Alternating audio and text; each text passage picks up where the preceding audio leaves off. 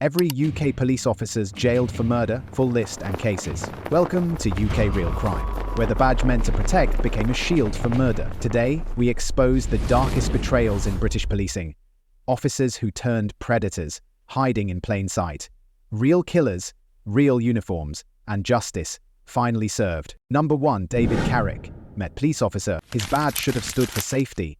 Instead, it became a shield behind which unthinkable crimes unfolded. David Carrick, a serving officer in the Metropolitan Police's elite parliamentary and diplomatic protection unit, lived a double life that shocked the UK to its core. To the public, he was armed security guarding embassies and government offices. But in private, he was a predator who used his uniform, his authority and his gun to trap, degrade and violate women. For nearly 2 decades, from 2003 to 2020, Carrick committed a catalogue of violent sexual offences against 12 known victims. The abuse was relentless, calculated and hidden in plain sight. He met women through dating apps like Badoo and Tinder, presenting himself as charming, stable and protective. Once they let him in, he unleashed a pattern of coercive control. He beat them with belts. He forced them to live naked in tiny cupboards under his stairs. He urinated on them, denied them food, and dictated their every movement. Some were forbidden to eat. One shrank from a size 14 to a size 6 under his control. He filmed them, tracked them with hidden cameras, and raped them repeatedly using his police-issue handcuffs. He told them, "Who would believe you? I'm a police officer." His house in Stevenage became a prison. Victims were choked, stabbed at, and threatened. One woman was forced to swallow his urine. Another was branded a slave. Carrick's crimes only came to light in 2021 after a fellow officer was convicted of murder. The Met finally investigated long-standing allegations and the truth began to emerge. Despite 8 prior complaints about his behaviour, Carrick had remained an armed officer. In total, he pleaded guilty to 49 charges, including 24 counts of rape. The evidence, victim testimonies, digital messages, and DNA was overwhelming. At Southwark Crown Court, Judge Bobby Chima Grubb called his actions monstrous and described a man who had exploited every ounce of power for personal gratification. She sentenced Carrick to 36 life sentences with a minimum of 30 years. The courtroom was tense. Carrick, no longer in uniform but in a prison-issued grey tracksuit, stared ahead without emotion. For the first time, the power was no longer his. Outside court, victims expressed relief. One said, "I finally feel heard." The public reaction was immediate. London Mayor Sadiq Khan called the crimes sickening. Met Commissioner Sir Mark Rowley admitted, "We failed. He should never have worn the uniform." Investigations revealed systemic failures in vetting and disciplinary processes. The Independent Office for Police Conduct identified that Carrick had been protected by inaction and silence. Officers who failed to act now face disciplinary measures. 3 painful lessons emerged. First, never dismiss a partner's controlling behaviour simply because of their job title. Second, report misconduct, even subtle signs, early and clearly. Third, trust patterns. Multiple women, unknown to each other, shared identical abuse experiences. Silence enables predators. Carrick's case forced Britain to ask difficult questions about power, protection, and who gets to wear the badge. It's a brutal reminder. The uniform is not always a promise of safety. Real justice is not just about sentencing, it's about preventing the next Carrick before he ever gets a gun and a badge. Number 2, Wayne Couzens met police constable. She was walking home. He was armed with a badge and a plan. Wayne Couzens, a Metropolitan Police officer entrusted with protecting government buildings, used his position to orchestrate a crime that horrified the United Kingdom. On the evening of March 3, 2021, 33-year-old Sarah Everard disappeared while walking through South London. She had done everything women are told to do to stay safe. But Couzens was already hunting. Just days earlier, he had hired a white Vauxhall Crossland. That night, using his police warrant card and handcuffs, he falsely arrested Everard under the pretext of breaching COVID-19 restrictions. Witnesses saw her compliance. They assumed it was a legitimate police action. But Couzens was not acting on behalf of the law, he was abusing it. He drove her out of London, to Kent, first in the hired car, then transferring her to his own vehicle. Between midnight and 1:45 a.m, he raped her. Then, using his police-issue belt, he strangled her. To cover his tracks, Couzens burned her body in a refrigerator in Hodes Wood, Ashford, then dumped the remains in a builder's bag in a nearby pond. He discarded her phone in a stream and cleaned his tracks. 6 days later, Couzens reported himself unwell and handed in his equipment. He attempted to wipe his phone and lied to police about being blackmailed by a gang, but investigators traced his movements using CCTV, number plate recognition, cell site data, and forensic evidence. Sarah's body was identified through dental records. Arrested on March 9, Couzens first claimed innocence, then gradually admitted to his crimes. He pleaded guilty to kidnap and rape in June and to murder in July. On September 30, 2021, at the Old Bailey, he was sentenced to a whole life order, ensuring he will die behind bars. In the courtroom, Couzens appeared via video link, no longer in uniform but shrunken and emotionless. Lord Justice Fulford condemned him, stating, "The misuse of a police officer's role to coerce, deceive, and ultimately kill is of exceptional seriousness." The case sent shockwaves across the UK and beyond. Vigils held in Sarah's memory, most notably the one at Clapham Common, were disrupted by police, sparking national anger. London Mayor Sadiq Khan admitted, "Women and girls don't feel safe, and that's not acceptable." Met Commissioner Cressida Dick called it a betrayal, but she later resigned amidst the fallout. A YouGov poll found that 76% of women believed policing culture must change. The Angelini inquiry concluded Couzens should never have been an officer. Reports of indecent exposure and sexual misconduct had trailed him for years, yet he passed vetting processes and was even nicknamed the rapist by colleagues. The aftermath forced the Met to review 1,000 officers for past abuse claims. New rules now require automatic suspension for officers charged with serious crimes. Lone plainclothes patrols have been curtailed. Policing culture is under reform. From this tragedy, 3 hard truths stand out. Question authority if something feels wrong. Early red flags must never be ignored. Uniforms can disguise predators. Sarah Everard's murder didn't just expose a killer. It revealed cracks in a system meant to protect. Trust must be earned, not worn, and no one, not even those in uniform, is above scrutiny. Number 3. Timothy Brehmer, Dorset piece. The truth didn't unravel in a courtroom. It began in a car park, with a text message that was never meant to be seen. Timothy Brehmer, a police constable seconded to the National Police Air Service, was a man many knew but few truly understood. Charismatic and trusted, he was married to a fellow police officer. But behind closed doors, he had cultivated a web of secret affairs, including a decade-long relationship with Claire Parry, a respected nurse and mother of 2. On May 9, 2020, Claire confronted Brehmer in the car park of the Horns Inn in West Parley, Dorset. She had discovered other affairs, including one with Detective Constable Kate Rhodes. Determined to expose him, she took Brehmer's phone and sent a single message to his wife, "I am cheating on you." What followed was described by Brehmer as a melee, but forensic evidence told a darker story. In the confined space of Brehmer's Citroën C1, he wrapped his arm around Claire's neck, applying sustained and significant force. Pathologists later identified 31 sites of blunt force trauma. Claire's brain was starved of oxygen, she went into cardiac arrest, and was pronounced dead the following day. Immediately after, Brehmer emerged from the scene covered in blood, claiming Claire had stabbed him. The knife wounds were self-inflicted. Witnesses saw him walking dazed near the road, asking for help. Police and paramedics later found Claire half in, half out of the vehicle. The investigation revealed inconsistencies in Brehmer's story. He changed accounts repeatedly. He had wiped his phone minutes after the incident, erasing potentially critical evidence. He claimed he didn't intend to kill Claire, but the force he used suggested otherwise. At trial, Brehmer pleaded guilty to manslaughter but denied murder. The prosecution argued he acted deliberately. In October 2020, a jury found him not guilty of murder, but guilty of manslaughter. Justice Jacobs initially sentenced him to 10.5 years in prison, but the public outcry was swift. Domestic abuse charities and Claire's widower described the sentence as unduly lenient. The Centre for Women's Justice said the criminal justice system is failing women. The Solicitor General referred the sentence to the Court of Appeal under the unduly lenient sentence scheme.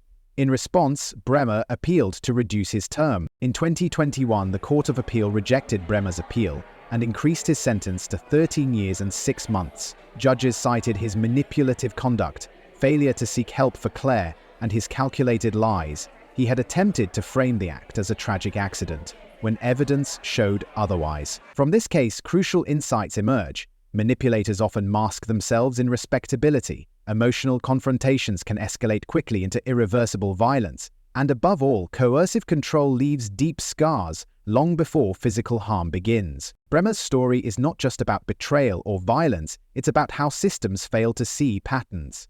It's a reminder that predators don't always wear masks. Sometimes they wear uniforms, tell convincing lies, and walk among us unchecked. Number 4. Benjamin Monk, West Mercia PC. It started with a cry for help and ended with a deadly abuse of power. In the early hours of August 15, 2016, Darren Atkinson, a former Premier League footballer, was suffering a severe mental health crisis outside his father's home in Telford. Distressed, bleeding from a self-inflicted wound, and incoherent, he was not a criminal but a man in urgent need of care. Instead, he encountered PC Benjamin Monk. Monk had served 12 years in West Mercia Police, authorised to carry a taser and respond to high-pressure incidents. But what happened next would mark one of the darkest chapters in UK policing. Atkinson, confused and agitated, reportedly claimed to be the Messiah and threatened to take Monk to the gates of hell. Monk fired his taser twice. Both times it failed. On the third attempt, he discharged the weapon for 33 seconds, over 6 times the standard cycle, causing Atkinson to collapse. But Monk did not stop there. As Atkinson lay defenseless on the ground, Monk kicked him twice in the head with such force that his bootlaces left imprints on Atkinson's forehead. Pathologists would later confirm the kicks were a contributing factor to his death. Atkinson suffered cardiac arrest en route to the hospital and was pronounced dead shortly after 3 a.m. What followed was 5 years of investigation, trial delays, and family anguish. Monk claimed self-defense, stating he had no memory of kicking Atkinson's head, but forensic evidence told a different story. 15 areas of bruising, medical expert testimony, and witness accounts painted a picture of excessive, unjustifiable force. Monk also failed to report previous cautions for theft and drunkenness when joining the force, disciplinary breaches that West Mercia Police had known since 2010, yet failed to act upon. On June 23, 2021, Monk was convicted of manslaughter, the first time in over 30 years a serving police officer in England or Wales had been found guilty of killing someone while on duty. 6 days later, he was sentenced at Birmingham Crown Court to 8 years in prison. In court, Monk wore a dark suit, expressionless. Lord Justice Inman called the act a terrible abuse of a police officer's position of trust and condemned Monk's failure to give a full, honest account. The public reaction was immediate.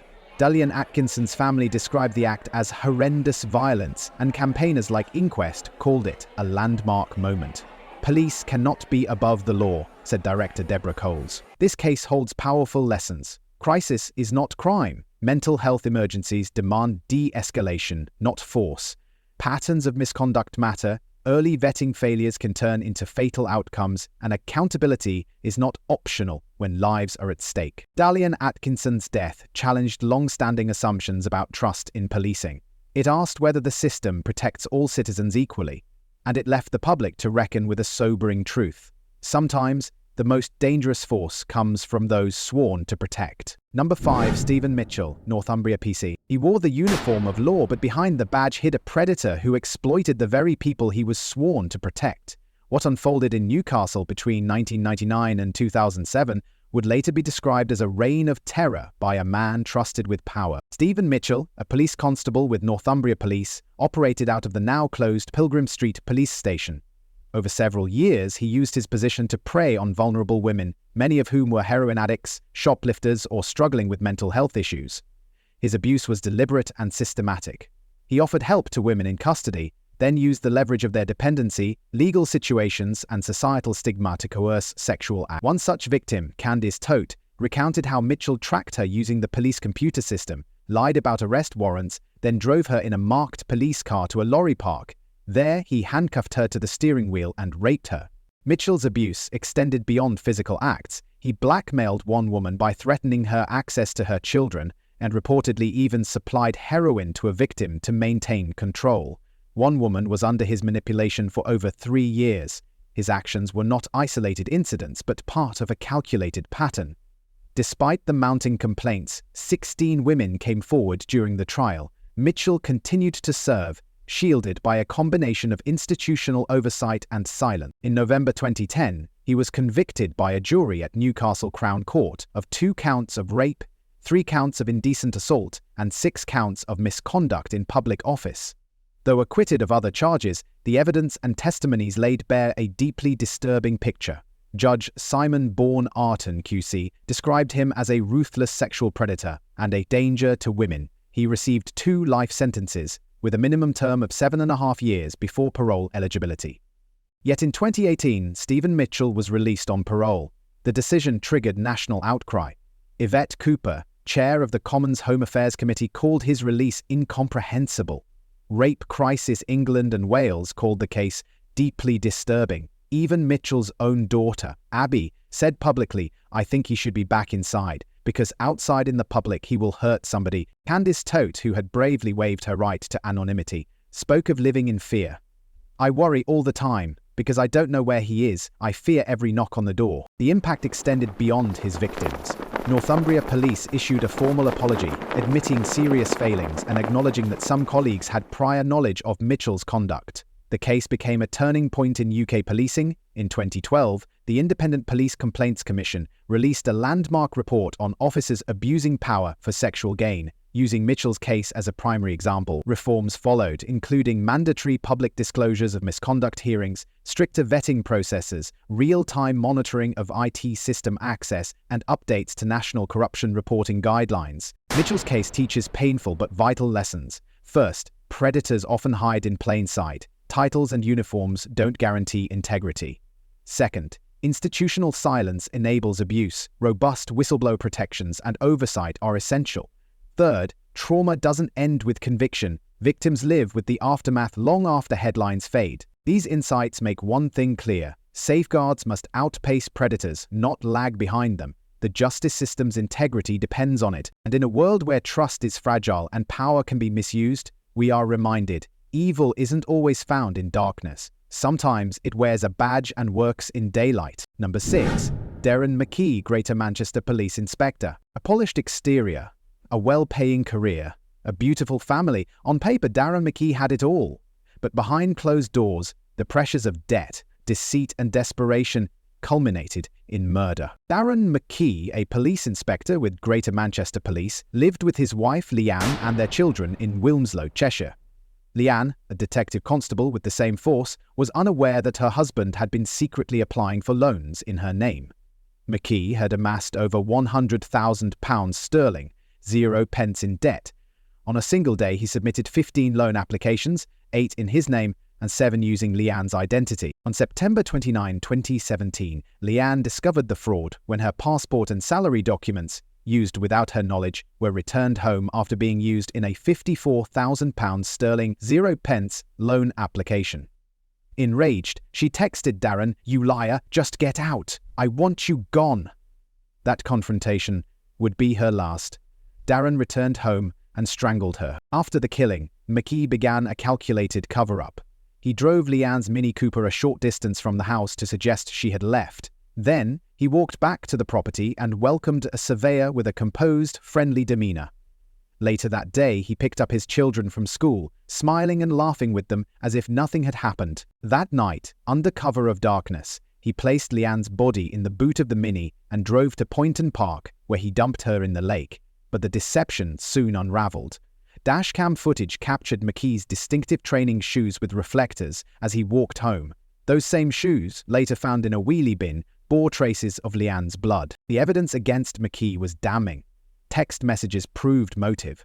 Forensic results confirmed strangulation. His police knowledge enabled a disturbingly methodical attempt to erase his crime.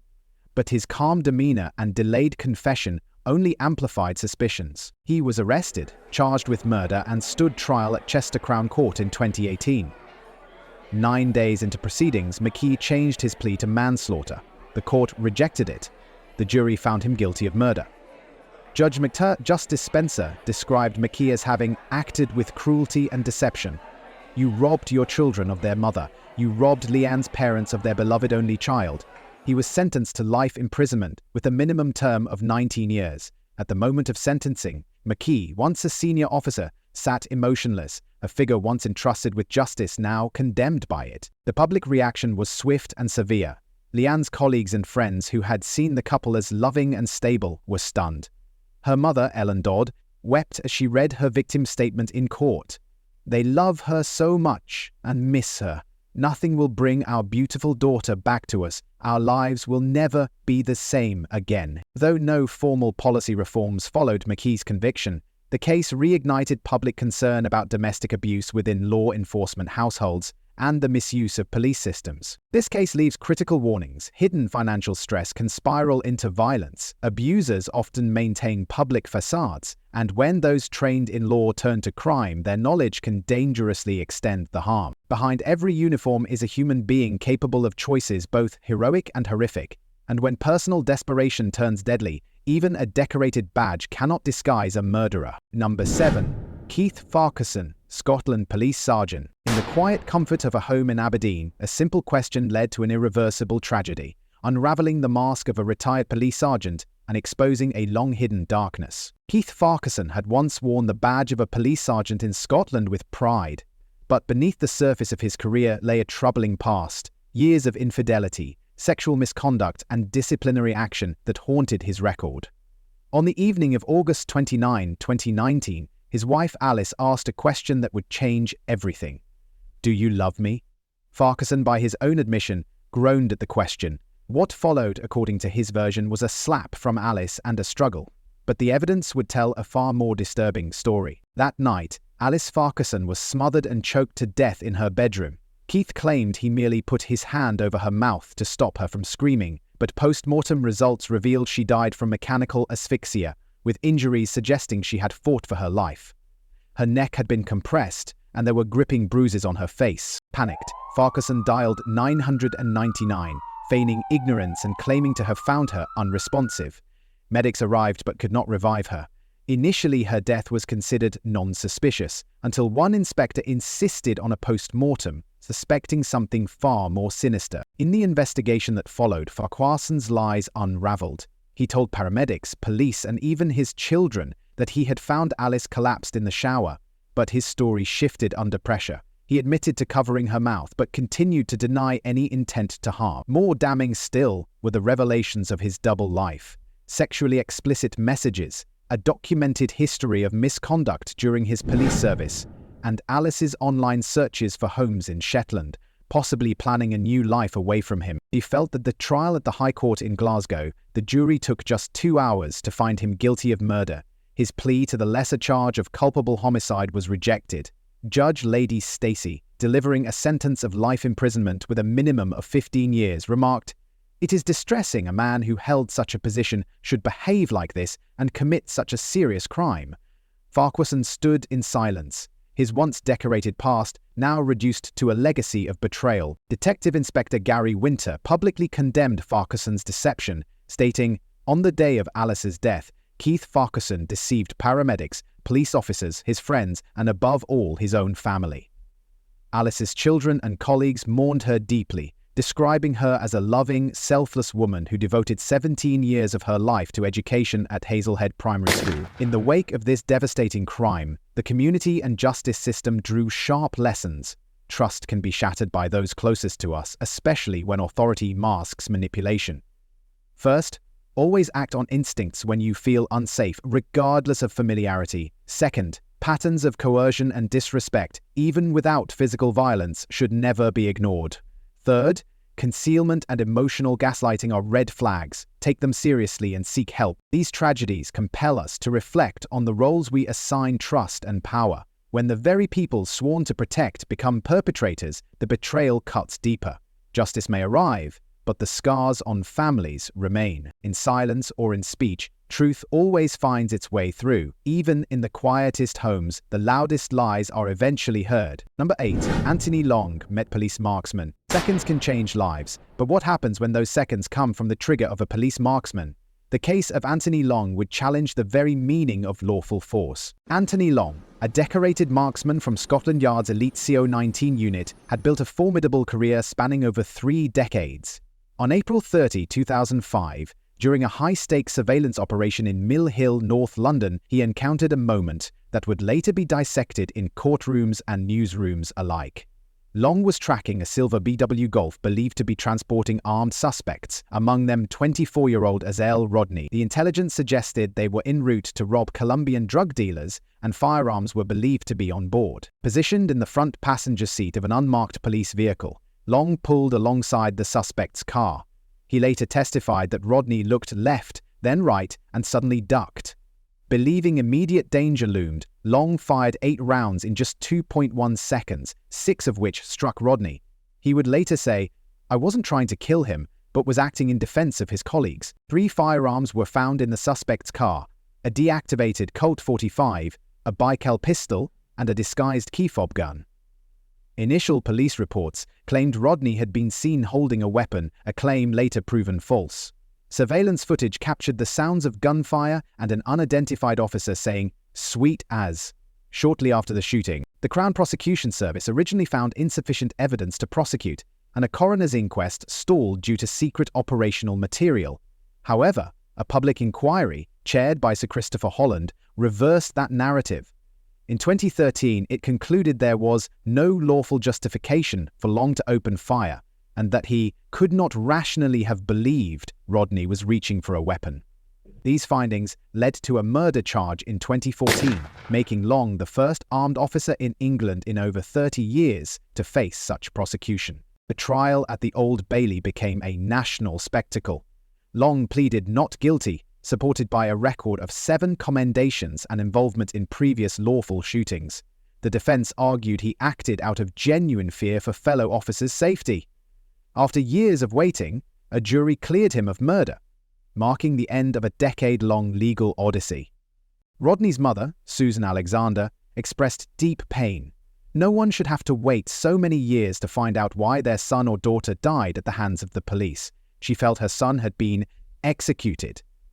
Meanwhile, the UK government admitted to the European Court of Human Rights that the delays in the case were excessive, a rare public apology for systemic failings. This case served as a brutal reminder of the stakes in police operations and the slow churn of justice.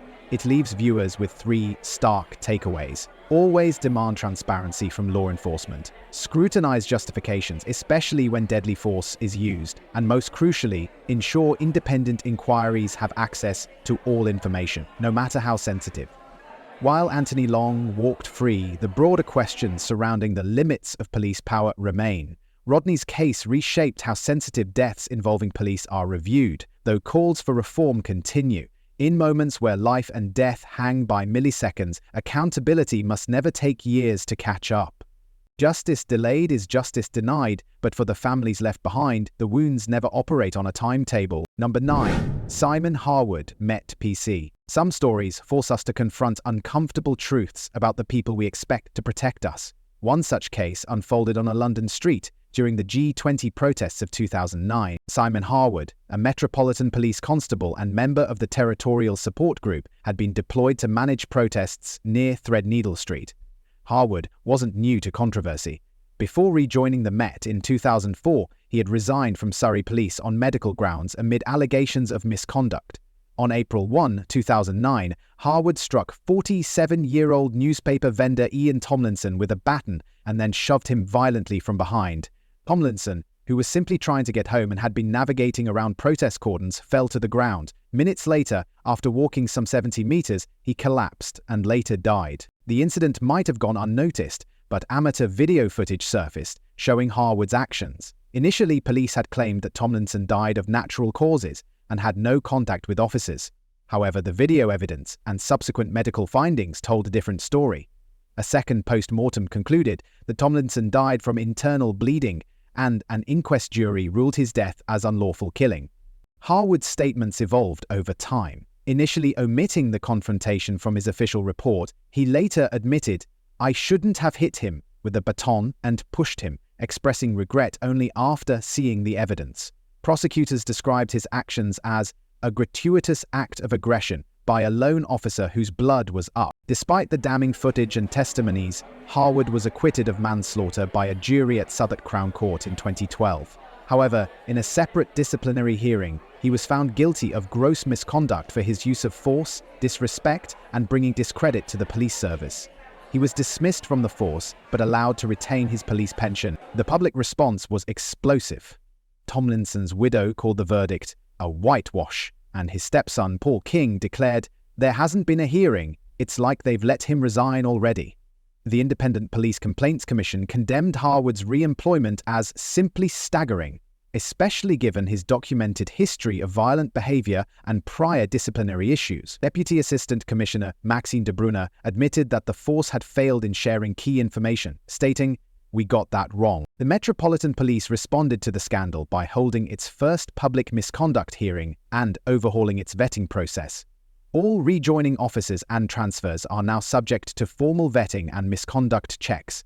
This move was seen as an attempt to prevent individuals with questionable histories from re-entering the force. From this case, critical lessons emerge. First, always document incidents involving authority figures. Footage can shift entire narratives. Second, trust in institutions requires transparency and accountability. Don't be afraid to question official reports. Third, systemic flaws allow misconduct to persist. Support reforms that promote integrity in public service. The actions of one officer and the silence of an institution undermined public trust and cost a man his life. A badge should never shield someone from justice. True accountability is not just about the verdict in court, but about the systems that allow or prevent abuse of power. Let this case be a sobering reminder of what's at stake when oversight fails. Behind every uniform in these cases was a secret life, and behind every conviction, a shattered trust. But this is just the beginning. More cases lie buried in court records, overlooked headlines and whispers within the force. At UK Real Crime, we're digging deeper into crimes committed by those sworn to uphold the law. If you think you've seen it all, think again. Subscribe now and hit the bell so you're the first to uncover the next chilling truth hiding in plain sight. Justice is watching, and so should you.